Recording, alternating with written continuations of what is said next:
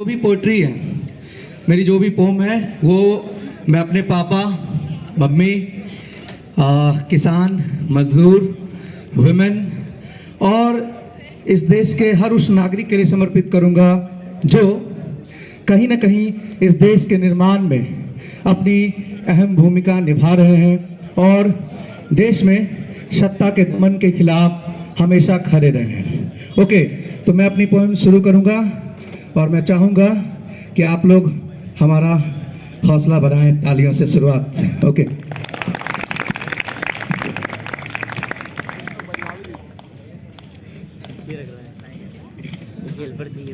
सबसे पहली जो मेरी पोम है जो मैंने लिखी थी मजदूरों के हालात को केंद्र में रखे, उसका शीर्षक है कहते उसको है मजदूर।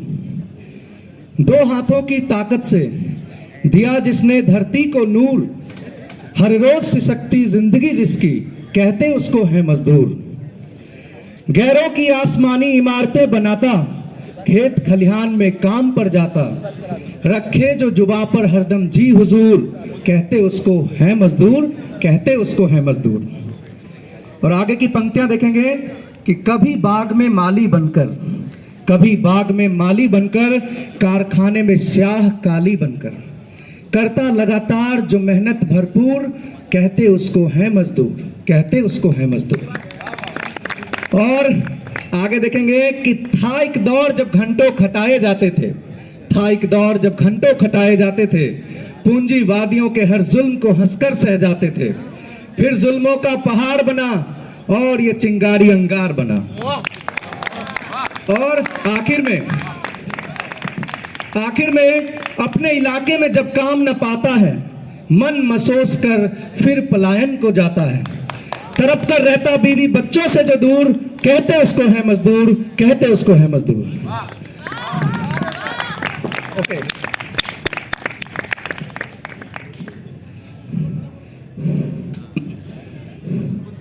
सांस ले।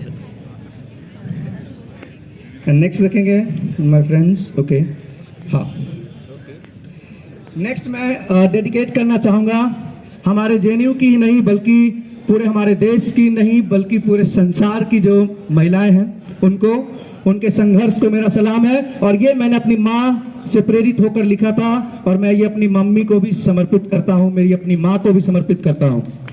ओके, क्या हक नहीं उसको, क्या हक नहीं उसको, ये शीर्षक है। सदियों से जिस पर वार हुआ, बराबरी का ना व्यवहार हुआ, दो पिंजरों की चिड़िया बनी जो, मायका ससुराल घर बार हुआ।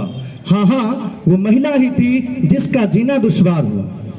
क्या हक नहीं उसको अपनी रोटी कमाने को, दो पिंजरों को छोड़ आसमां में उड़ जाने को।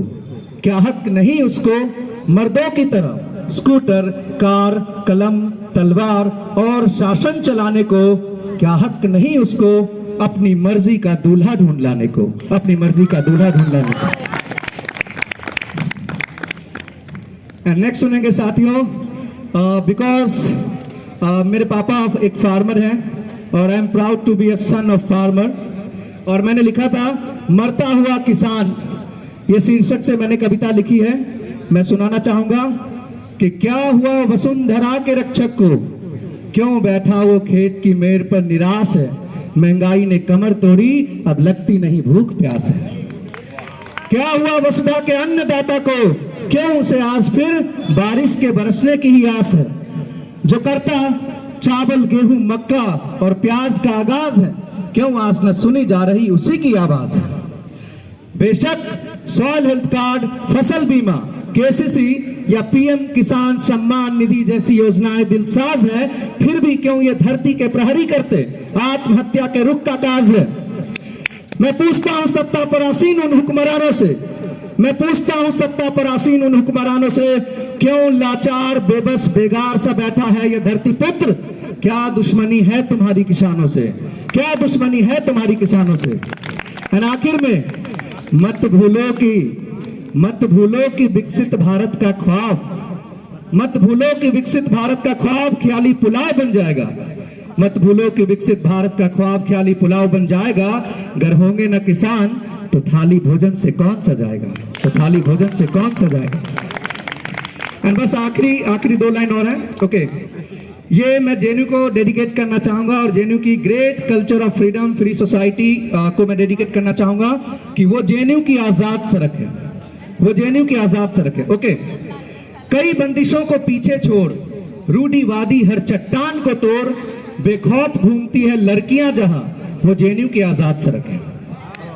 जब सत्ता का अभिमान बढ़े, प्रशासन का कुशासन सर चढ़े, तब जलती है प्रतिरोध की मशाल जहां, वो जेएनयू की आजाद सड़क है। जो प्रेम की मिसाल है, सत्ता पर उठता एक सवाल है, वैचारिक विरोधी भी साथ चलते हैं जहां, वो जेएनयू की आजाद सड़क है, वो जेएनयू की आजाद सड़क है। Thank you so much.